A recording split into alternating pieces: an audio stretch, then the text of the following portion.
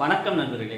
இன்னைக்கு நான் இந்த சைக்காலஜி ஆஃப் மணி அந்த புக்கில் ஷேர் பண்ணது காம்பவுண்டிங். அது வந்து இந்த காம்பவுண்டிங்கிறது வந்து கொஞ்சம் கொஞ்சமாக சேர்றது தான் அந்த காம்பவுண்டிங் சொல்கிறாங்க. இப்போ வந்து நார்மலாக வந்து இப்போ போஸ்ட் ஆஃபீஸ் சைட்லாம் இந்த செல்வங்கள் திட்டம்லாம் பார்த்தீங்கன்னா இந்த ஒரு வருஷம் ஒரு அமௌண்ட்டை சேவிங்ஸில் போட்டிங்கன்னா அதுக்கு வர இன்ட்ரெஸ்ட்டும் அடுத்த வருஷத்துக்கு வந்து உங்களுக்கு அதோட அசல் அமௌண்ட்டாக மாறிக்கும்.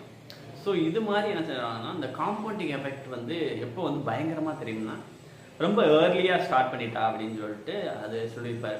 இப்போ வந்து நீங்கள் லேட்டாக ஸ்டார்ட் பண்ணி நிறையா இன்வெஸ்ட் பண்ணணும். இப்போ வந்து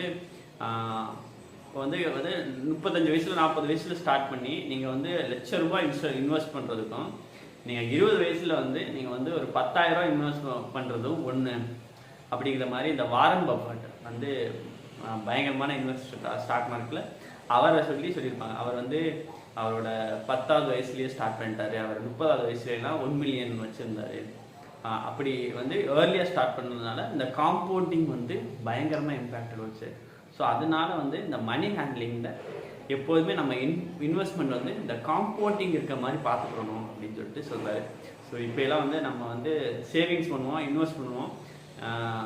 நம்ம வந்து இந்த காம்பவுண்டிங் எஃபெக்ட் வந்து இருக்கான்னு செக் பண்ணவே மாட்டோம். ஸோ வந்து இது மாதிரி விஷயங்களை வந்து நம்ம ரொம்ப பார்த்துக்கிறோம், கேர்ஃபுல்லாக இருக்கணும்.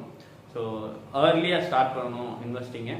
சின்னதாக இருந்தாலும் ஏர்லியாக ஸ்டார்ட் பண்ணால் அந்த ஏர்லியாக ஸ்டார்ட் பண்ணாலும் பெனிஃபிட் கிடைக்கும் இந்த காம்பவுண்டிங்னால அப்படின்னு சொல்லிட்டு ஷேர் பண்ணுறது. ஸோ இதுதான் இன்றைக்கி நான் அந்த புக்கில் வந்து படித்தது. Thank you so much. Have a great day.